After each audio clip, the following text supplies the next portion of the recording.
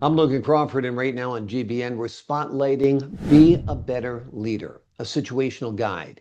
It is a clear, empowering playbook for anyone in a position of influence, whether you're on the battlefield, in the boardroom, or guiding your community.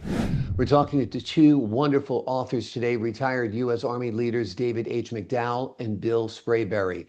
They draw upon decades of experience of combat tested leadership and also corporate experience as well to offer real life, real world strategies that actually work. This is in theory, it's practical advice from men who've led hundreds and brought them all home. We're delighted to have these two very talented authors join us here today on GBN. We thank the team at Atticus Publishing for helping us put them on TV today, and we ask viewers like you to support authors like them by subscribing to our channel and by purchasing their amazing book. The links are below this interview. Bill, David, thank you both for joining me here today. Logan, thank you for allowing us to be here. It Thank is you as well. my pleasure. Were you guys friends before this collaboration? Tell us a little bit about this collaboration. David, I'll start with you. How did you guys wind up writing a book together? Well, yeah, thank you for that question. So we worked together, although Bill was my boss. And so back in 2003, I was a captain. We were field artillery officers. We had orders to go to Iraq. And so Bill had a battalion, four or five of me. And so, after we, experienced our deployments in Iraq and leading soldiers in that environment, we retired, in different time periods in our career. But we observed that the leadership that we learned and the lessons that we internalized in the military weren't what we saw in the corporate world. And so we decided to, how could we package that into helping people that are coming into leadership positions, how could we equip them to be a better leader? Wonderful. Bill, let me ask you, what is situational leadership and how is it different from traditional leadership models? Well, a lot of people want to apply the same idea of leadership to every situation. In our book, what we do is we break down different situations that you're going to find yourself in. Your family is a place of leadership. Volunteerism is a place of leadership. At your job, it is a place of leadership. In fact, leadership happens absolutely everywhere.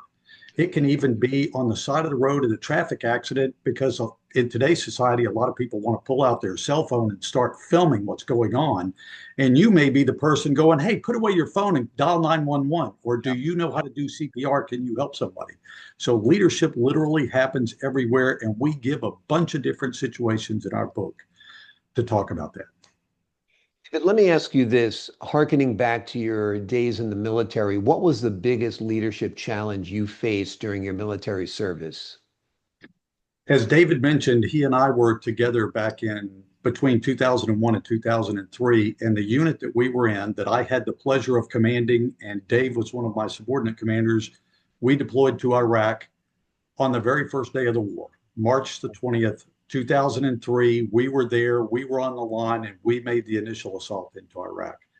And so taking 475 soldiers onto the battlefield and bringing them home was probably the biggest challenge that I've ever had. And it started long before we got there. In fact, there's a story in the book that we tell. One night we got orders to move up, and we literally moved in front of our own infantry, even though we're an artillery battalion. And Dave, as one of my subordinate commanders, was leading the entire unit. And I was about 2 kilometers behind him, and we came up on this small town right at dusk. And there are people all in the streets, and some of them are wearing thobes, the long robes that the Arab people wear. And they're waving rifles, Kalashnikovs, and AK-47s in the air. And I saw that whenever I first got into the little town. And I remember calling Dave on the radio and said, hey, you need to go to Weapons Red now. And all he said coming back on the radio was, way ahead of you. Right. He was already a leader. He knew what he was doing. I didn't need to say anything else. He was already doing all the right things, and we continued to move forward. Wonderful. David, How did you know that was the right thing to do? That was the right situation and the right action at that moment. And how did you know your commander to be cool with it? Yeah, I mean, I think it starts with, having a certain level of mutual respect and also understanding of, and I think one of the things Bill even said to us as well, to the other commanders was, you know, I've done your job before. And so my job is to help empower you and to remove barriers and blockers for you to be successful. And so I knew I had, kind of like the managerial freedom to be able to make those decisions and also being able to collaborate over time and knowing one of those things that you should consult with your manager, and one of those things that you kind of, execute on and let them know about that. So I think it starts with that level of mutual respect, and also open lines of communication, up and down the chain of management.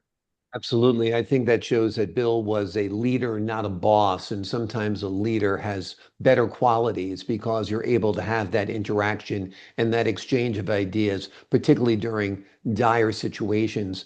Bill, let me ask you this. Obviously, the boardroom is different than the battlefield. People die on the battlefield. Most likely, you're not going to die from boardroom decisions. Let me ask you this. What leadership lessons from the Army do you feel best translate into corporate or everyday life? Everyday life, we talk about every one of these things in our book. First of all, you've got to take responsibility. If you're the leader, you can't point the finger at somebody else and go, it was their fault. We see that on TV, either from a politician or even from a sports personality that says, our quarterback threw 4 interceptions. Well, you're the coach. So you need to take responsibility. Or the politician that says, well, I didn't vote for that. Well, doesn't matter. You were there anyway. So you got to take responsibility. You also have to be on time. I can't say enough about that. On every day, even if it's in the boardroom or on the battlefield, but even if you're just having coffee with a friend, being respectful enough to be on time makes a huge difference.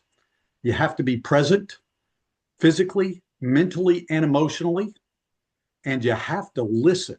And when I say listen, I'm not talking about listen to respond. I'm talking about listen to understand. All great advice. I tell my children who are young professionals now, the one tangible that can be held against you is timeliness. Always be on time. And being on time means being half an hour early or so. David, let me ask you this. Do you feel someone can become a great leader, or it is something you're born with? Yeah, that's always the kind of the chicken and the egg question that people ask, and in that sense. But I think it's something that everyone can develop, but it's certainly something that they should not be comparing themselves to. They're running their own race, their own quest for being a better leader, and so it really starts with self leadership and having that honest assessment of where are you now and where do you want to go, and then developing a roadmap to get you there, because you're not going to become a CEO or become running that boardroom overnight. And it takes steps. And a lot of that starts with that self-discipline and that self-leadership. Absolutely. And Bill, let me ask you, what does leading with authenticity really look like in high pressure environments? It means, in my opinion, you have to hold yourself to the same standards that the people that you are leading, that you hold them to. So as a military officer, if I told my soldiers, you got to wear your seatbelt, you have to wear your Kevlar helmet, then I had to be wearing mine and I had to wear my Kevlar helmet. Uh, Whenever I left the military and I did work in industry, it was those things like being on time, do the reading ahead of time, don't show up to the meeting and for the first time you're hearing the topic. You got to be prepared for it. I spent some time in academia as a public school teacher late in my life. And it was having my lessons prepared and being ready for the potential questions that my students were going to ask. So I had to be ready. And if I'm ready, then I can expect the others around me to be ready. And they will, over time, realize that that's what's going on. Leadership doesn't happen overnight, as David said. Absolutely. You got to not only talk the talk, you got to walk the walk. Like you said, if you're telling them to put on that Kevlar helmet, you got to wear one as well. David, let me ask you this. How do you build trust within a team, especially under pressure?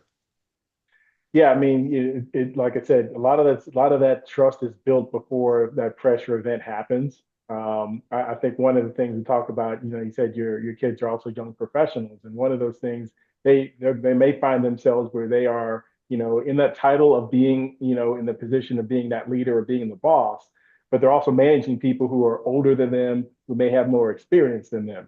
And so one of those things you have to understand is being humble and knowing that you don't know the answers and your job is to help facilitate that of folks under you. And so you have to build that respect. Also, as Bill alluded to, you have to build that trust from walking among them, being with them, showing that you're also there with them as well. And then when those pressure situations come in, you've built that bank of goodwill, of trust, where you've actually demonstrated through action of leadership and not talking.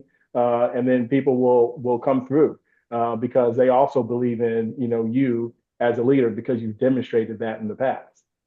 Absolutely. Absolutely. Bill, let me ask you this. Communication is emphasized strongly in the book. Why is it so important when it comes to being a leader? You have to be able to communicate your vision to everyone else.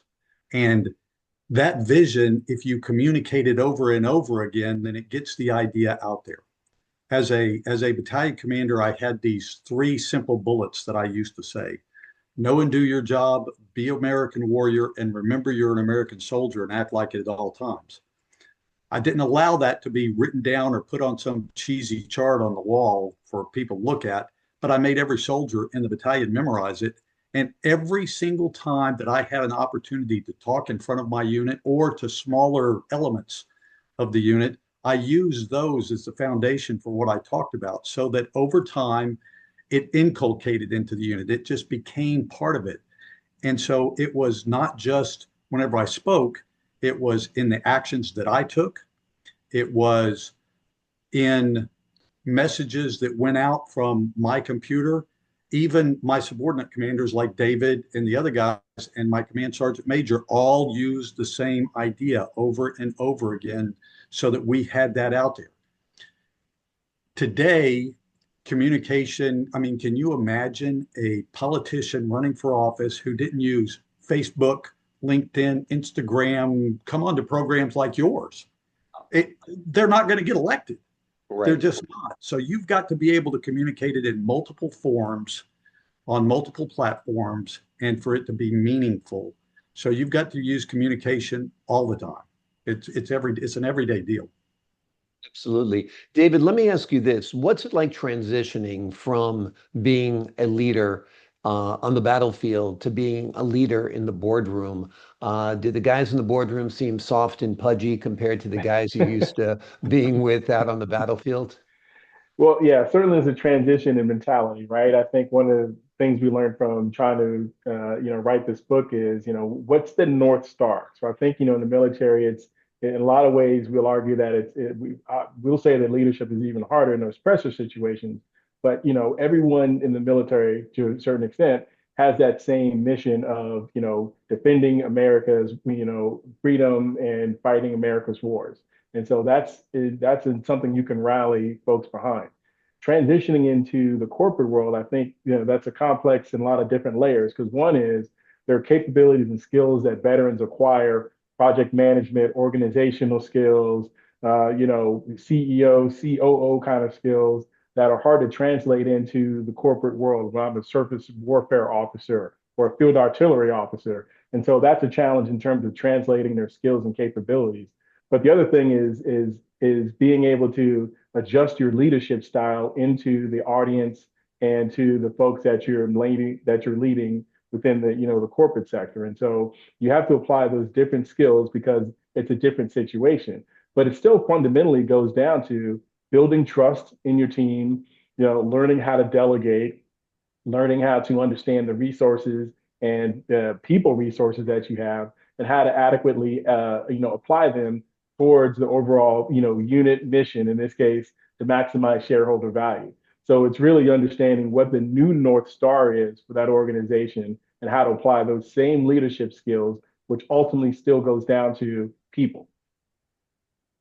Amazing. Very, very insightful. Bill, let me just ask you the last question. When the reader closes that book, what do you hope the takeaway is? What do you hope sticks with them? What do you hope they learn? That leadership is all about people. That's what it's about. Management is about stuff. It's about resources. It's about boxes and where they go, schedules and budgets. And administration is about procedure.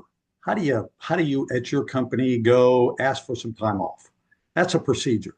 Leadership is about people and how you set them up for success and how you motivate them to achieve beyond their own perceived capabilities. Amazing. The people who served with you during war times and who were in your battalion, who you safeguarded during very, very tough times, we're blessed to be with both of you because you're both such thoughtful, eloquent, articulate leaders. And I appreciate that here today on my program, and I appreciate it on the pages of this wonderful book. The name of the book is Be a Better Leader, a Situational Guide. It is a must read. It is a must-read blueprint for leading with courage, clarity, and compassion in any walk of life. David, Bill, thank you both for joining me here today. Thank you, Logan. I Thank appreciate your you. time, your insight, your wisdom, and thank you so much for your service. That is a wonderful contribution to our society and our freedom as Americans. To the folks at home, I'm Logan Crawford for the Global Book Network. So long for now.